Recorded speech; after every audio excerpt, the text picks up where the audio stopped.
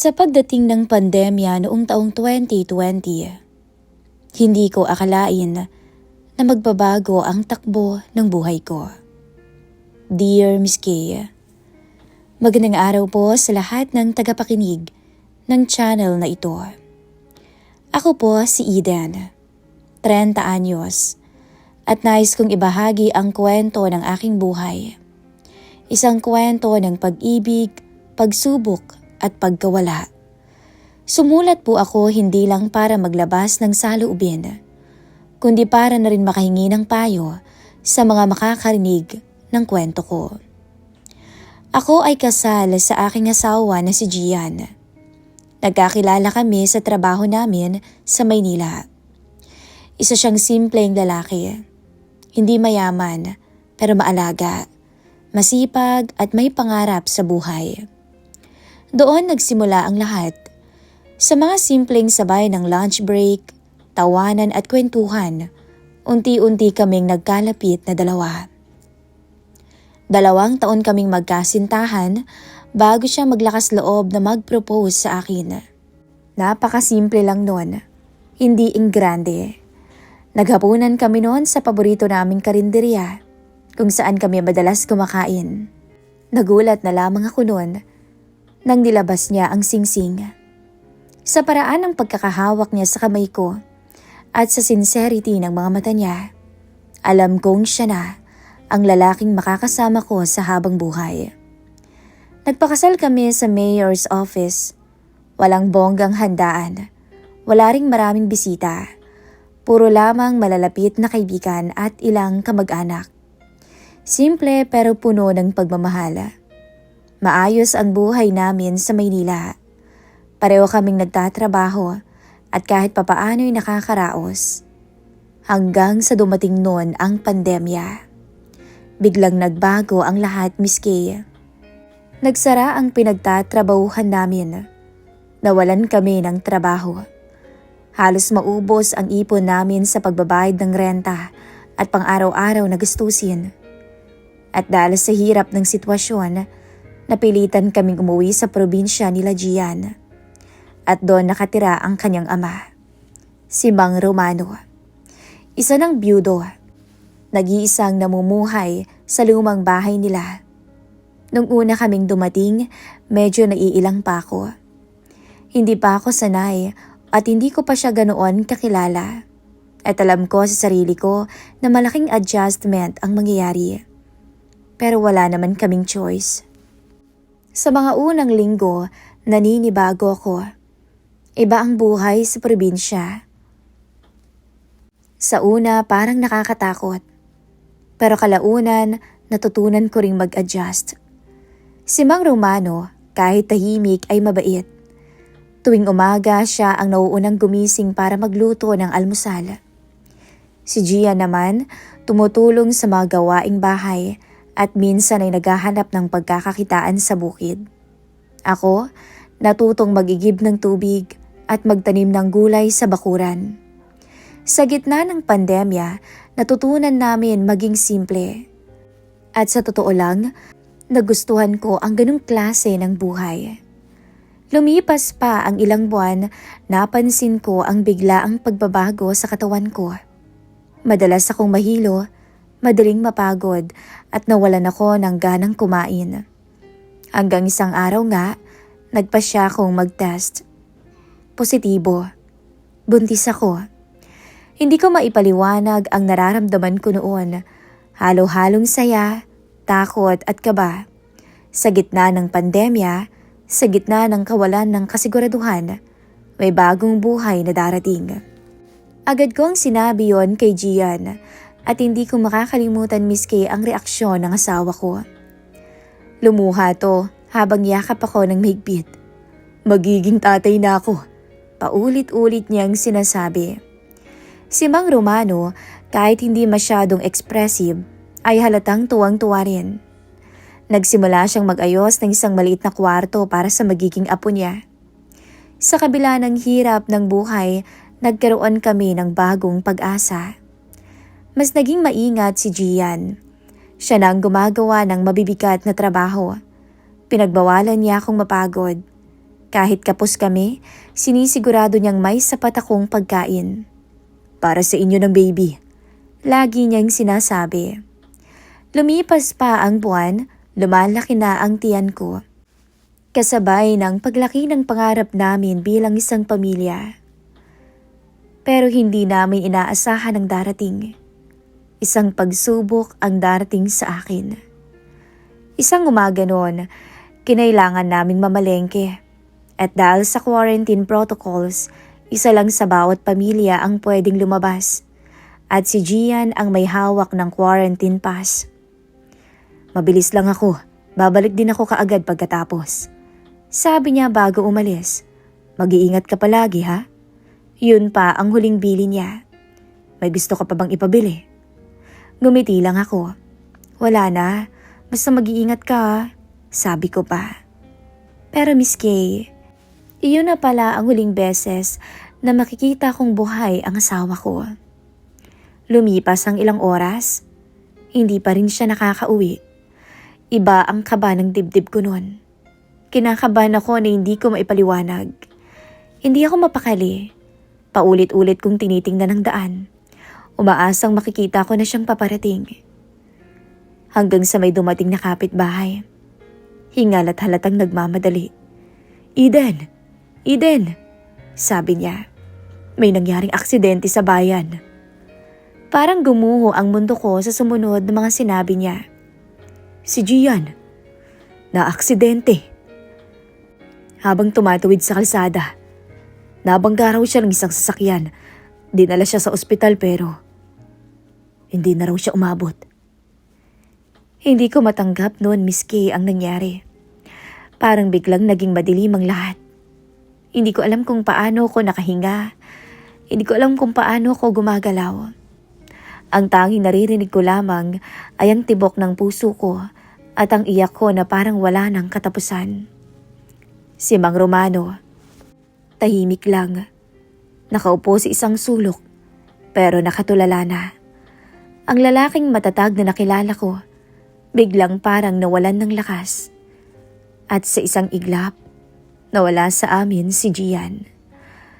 Ang lalaking pinapangarap kong makasama habang buhay. Ang ama ng anak ko. Sa mga sumunod na araw, Miss Kay, parang robot na lamang ako.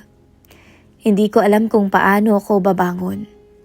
Hindi ko alam kung paano ako nakakakain o kung paano pa ako nakakatulog. Ang tanging iniisip ko lang, paano na kami ng anak ko? Paano ko haharapin ang buhay nang wala ang asawa ko? Sa bawat gabi na umiiyak ako habang hinahaplos ang tiyan ko. Anak, patawarin mo ako. Hindi mo na makikilala ang tatay mo. Pero kahit gaano kasakit, kailangan kong magpatuloy para sa anak ko. Sa gitna ng pandemya, sa gitna ng pagkawala, kailangan kong maging matatag. At doon, Miss Kay, nagsimula ang panibagong kabanata ng buhay ko. Isang buhay na hindi ko pinili, pero kailangan kong harapin. At ang susunod na kabanata ay ang hindi ko inaasahan. Na muli nga akong magmamahal, pero sa ama naman ng asawa ko. Mabilis lumipas ang mga buwan matapos ang trahedyang dumaan sa buhay ko. Sa una, hindi ko alam kung paano ko magsisimula ulit. Araw-araw, parang pasan ko ang bigat ng pagkawala ni Gian. Pero kailangan kong bumangon para sa anak ko. At sa panahong iyon, isang tao ang hindi ako iniwan. Si Romano. Siya ang umako ng lahat, mula sa gastusin sa bahay, pagkain, hanggang sa mga kailangan ko habang nagbubuntis ako noon. At hanggang sa mga anak ko, hindi niya ako pinabayaan kahit kailan. Noong pinanganak ko ang anak ko, parang nagkaroon ulit ng liwanag ang madilim kong mundo. Isang batang lalaki, nakamukhang kamukha ni Gian. Tuwing titingnan ko siya, parang nakikita ko pa rin ang asawa ko. Parang hindi siya tuluyang nawala. Si Romano, tahimik lang noong una. Pero habang lumalaki ang bata, unti-unti kong nakikita ang lambot ng puso niya. Kamukhang kamukha ng ama niya, Sabi niya minsan habang karga ang apo. Ngumingiti lang ako, pero sa loob ko, may kirot pa rin. Lumipas ang 1 taon hanggang sa naging 2 taon. Unti-unti bumabalik na sa ayos ang lahat. Nakahanap ako ng maliit na pagkakakitaan. Online selling ng mga simpleng produkto. Kahit papaano, nakakatulong na ako sa gastusin. Si Romano naman patuloy pa rin sa pagsuporta. Pero higit sa lahat, naging sandigan ko siya. Hindi lang biyanan, kundi bilang kasama sa araw-araw. Sa mga simpleng bagay, sabay kaming nagkakape sa umaga, nag-uusap habang nagluluto, at nagtatawanan kapag may ginagawang kalokohan ng anak ko. Hanggang sa napansin ko, Miss Kay, nagbabago ang pakiramdam ko. Sa tuwing titingnan ko siya, hindi na lang basta respeto ang nararamdaman ko. May kakaibang init na hindi ko maipaliwanag. At ramdam ko rin na parang ganun din siya. Isang gabi, katatapos lang matulog ng anak ko, lumabas ako at nakita ko siyang nakaupo sa bangko. May hawak na kape. Hindi pa ho kayo natutulog? Tanong ko sa kanya. Umiling siya. Hindi pa eh. Hindi makatulog. Ikaw, bakit gising ka pa? Kumiti ako ng bahagya. Sanay po ako sa puyat. Natawa siya ng mahina. Saglit kaming natahimik pagkatapos. Hanggang sa nagsalita ako. Napansin niyo ba? Ano yun? Na ang bilis ng panahon. Parang kailan lang nandito si Gian. Napatigil ako. Oo nga. Mahina niyang sagot.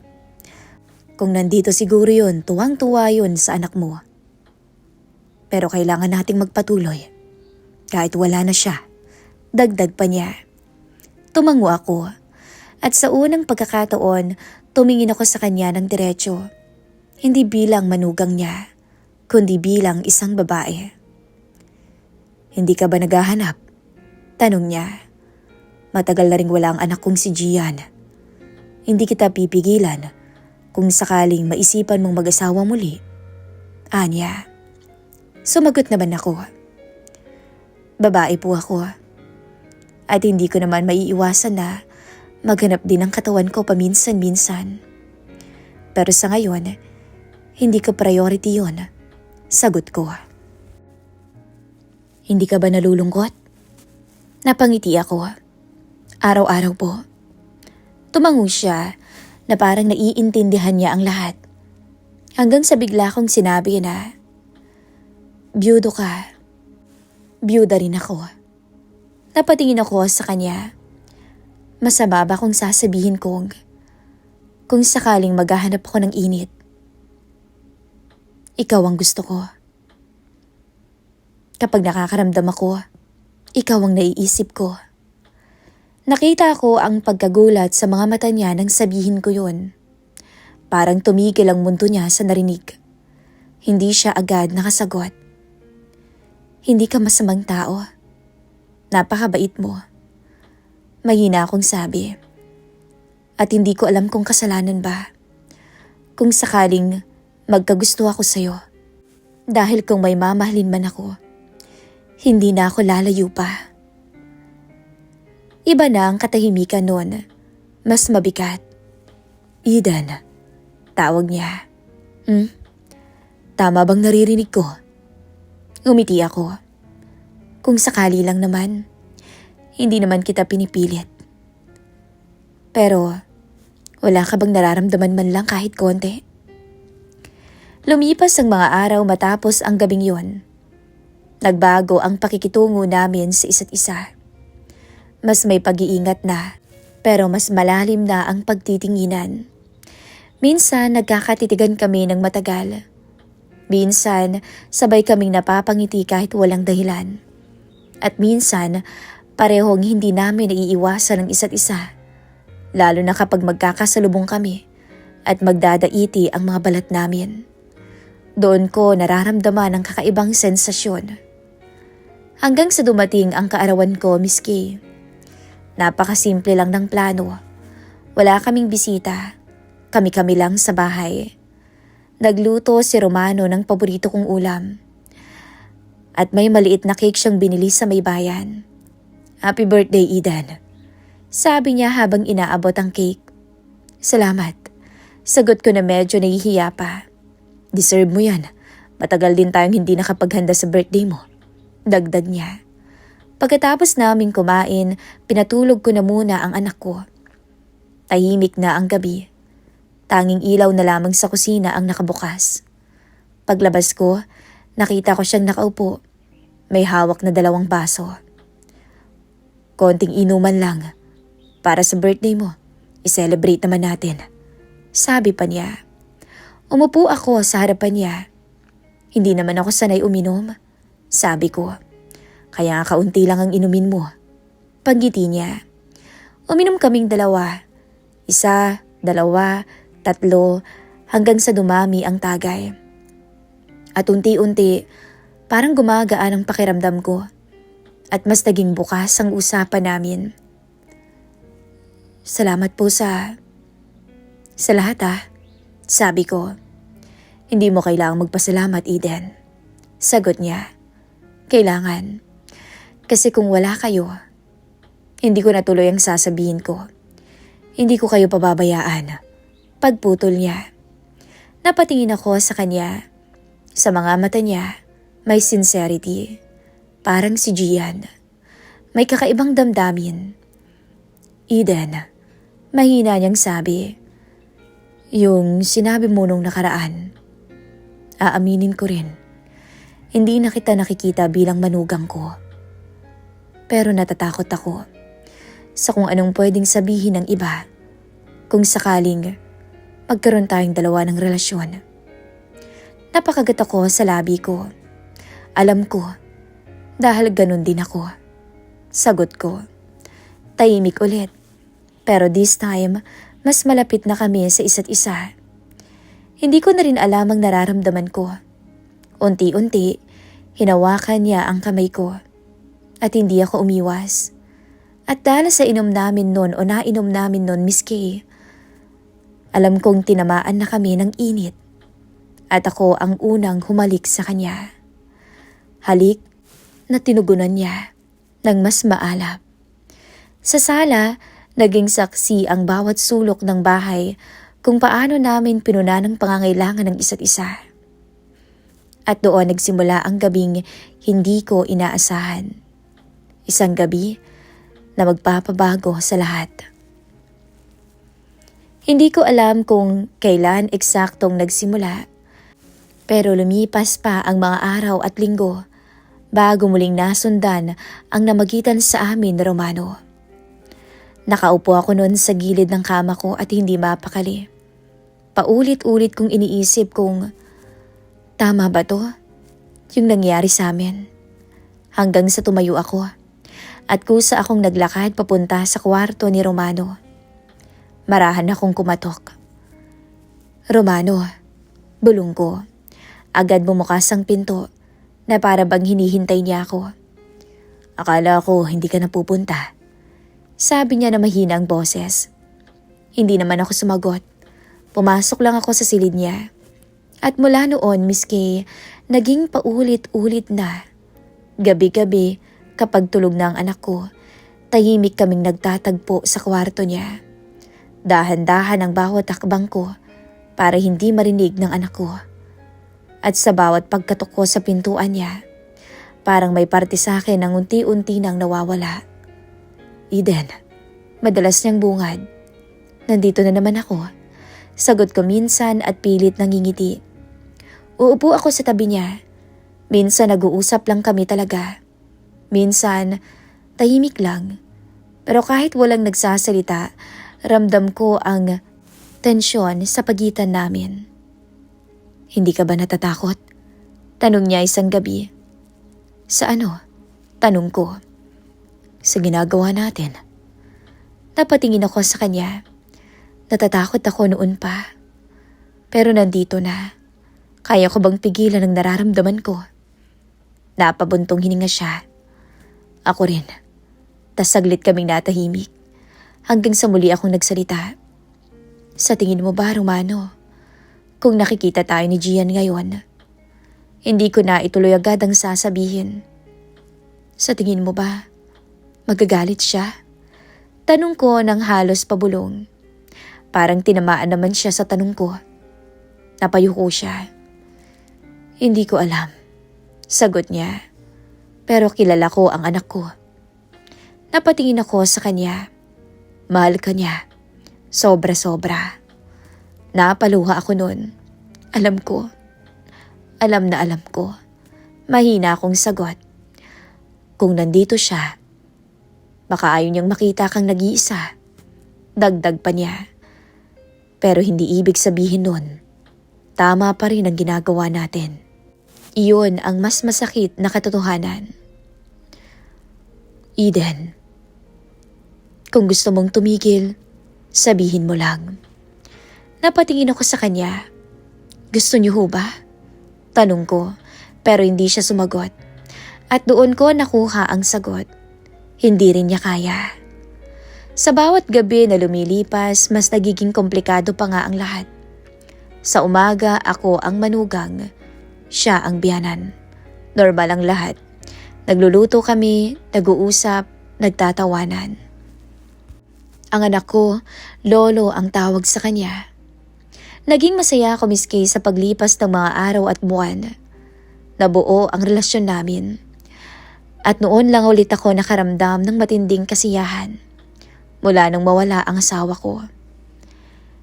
Pero, alam naming sa mata ng iba, kasalanan, hindi nila maiintindihan, lalo na ng mga kamag-anak namin. Masama ba tayo? Tanong ko. Hindi ko rin alam. Sagot niya, mahal naman natin ang isa't isa. Pero bakit nasasaktan tayo? Dahil hindi natin masabi-sabi, hindi natin maipagmalaki. Dahil baka may masaktan. Napatingin ako sa pinto kung saan natutulog ang anak ko. Ang anak namin ni Gian. Ang apo ni Romano. Eden, mahina niyang tawag. Hindi ko ginustuhan na mangyari to. Ako rin. Pero nangyari na. At nagpapatuloy pa. Dagdag ko. Lumipas ang mga linggo, Miss Kay, paulit-ulit pa rin ang mga gabi. Paulit-ulit na may nangyayari. At paulit-ulit din ang konsensya. Pero sa kabila ng lahat, mas lalo pa kaming naging malapit. Hindi lang sa pisikal na paraan, kundi sa emosyonal. Pati na rin sa pangangailangan namin sa kama. Sa kakulangan na pareho naming nararamdaman sa isa't isa. Hanggang kailan tayo ganito? Napahinto ako noon. Hindi ko alam. Sagot ko. Paano kung may makaalam? Napapikit ako. Huwag na muna nating isipin yun, pwede ba? Bulong ko. Pero darating tayo doon. Hindi na ako sumagot pa. Dahil alam kong totoo. Pagbalik ko ng kwarto noon, tinitigan ko ang anak ko. Na mahimbing ang tulog. Walang kaalam-alam. Napaupo ako sa tabi niya. At doon ko naramdaman ang bigat ng lahat. Anak. Bulong ko. Sa gitna ng mga sikreto, unti-unting nabubuo ang isang bagay na hindi dapat. Isang relasyon na bawal sa mata ng iba. Lumipas pa ang mga araw. Sa kabila ng lahat ng takot at konsensya, nagpatuloy ang relasyon namin ni Romano, Miss Kay. Parang naging normal na lang ang lahat. Araw-araw, pilit kong kinakalma ang sarili ko. Sinasabi ko sa sarili ko na baka ito nang kapalit ng lahat ng sakit na pinagdaanan ko. Na baka ito na yung oras para sumaya ko. Ang karapatan ko ring lumigaya. Pero mali. Dahil habang tumatagal, mas lalong nagiging komplikado ang lahat. Isang umaga, nagising akong nahihilo. Parang pagod. Ilang araw pang lumipas, ganun pa rin ang pakiramdam ko. Hanggang sa bumalik ang isang takot na matagal ko nang naranasan noon. Kaya isang araw noon, bumili ako ng pregnancy test. Kinakabahan ang mga kamay ko habang hawak ko yun sa banyo. Hindi ko alam kung anong mararamdaman ko. Hanggang sa lumabas ang resulta. 2 guhit. Parang tumigil ang mundo ko noon, Miss Kay. Hindi to pwede. Bulong ko sa sarili ko. Pero malinaw, buntis ako. At hindi ko alam kung paano ko sasabihin yun kay Romano. Buong araw akong tulala. Hindi na ako makakain. Hindi rin ako makatingin ng diretso sa kanya. Hanggang nung gabi, siya ang lumapit. Eden, may problema ba? Tanong niya. Hindi ako makasagot. Pero hindi ko na kayang itago. Romano, mahina akong sabi. Ano yun? Napahawak ako sa tiyan ko. Buntis ako. Natahimik siya. Parang hindi agad nag-sink in sa kanya ang sinabi ko. Ano? Sigurado ka? Tanong niya. Tumango ako at nanginginig. Matagal siyang hindi nagsalita. Hanggang sa umupo siya at napahawak sa ulo niya. Anong gagawin natin? Tanong ko na halos maiyak na. Nandyan na yan. Sagot niya. Hindi naman natin pwedeng ipagsawalang bahala yan. Anak natin yan.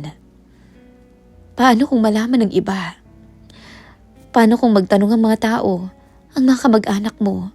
Anong sasabihin natin? At paano kung malaman ng anak ko pagkalaki niya? Isa-isa ko nang binuhos ang lahat ng takot ko, ang mga naiisip ko. Eden, mahina niyang sabi, hindi ko ginusto na umabot tayo sa ganito. Ako rin hindi ko ginusto. Kaya nga anong gagawin natin? Lumipas pa ang mga araw na parang pasan namin ang mundo. Hindi na kami makatingin ng maayos sa isa't isa. Hindi na kami makausap ng normal. Ang dating init, napalitan ng bigat dahil sa problema, ng takot, at ng hiya. Sa gabing yun, bumalik ako ng kwarto ko. Tinitigan ko ang anak ko at hinawakan ang tiyan ko. 2 buhay ang hawak ko ngayon. Isa na alaala ni Gian at isa bunga ng pagmamahal ko sa ama ng asawa ko. At doon ko napagtanto, hindi sapat ang pagmamahal kung mali ang pinagmulan. Hindi sapat ang init kung may masasaktan. Kaya ako nagsulat sa channel na ito, Miss Kay, hindi para husgahan, kundi para humingi ng payo. Magandang araw po ulit sa inyo. Ako po si Eden, isang babae na nawalan ng asawa, na natutong bumangon, pero sa proseso, naligaw dahil minahal ko ang ama ng aking asawa. Hindi ko man sinasadya, pero nangyari. At ngayon, may batang mabubuo dahil doon. Hindi ko alam kung anong tama. Hindi ko rin alam kung ano ang dapat naming gawin, Miss Kay. Dapat ko bang ipaglaban ang nararamdaman ko kay Romano? O dapat ko na tong tapusin habang maaga pa? At paano ko haharapin ang mga tao? Paano ko rin ipapaliwanag sa anak ko na ang lolo niya, ang ama ng pinagbubuntis ko? At higit sa lahat, tama lang ba na minahal ko ang ama ng aking asawa? Naway mabigyan ninyo ako ng payo. Dahil sa totoo lang, hanggang ngayon, hindi ko pa rin alam kung paano magsisimula ulit. Maraming salamat po, Miss Kay, sa pag-ere ng kwentong to.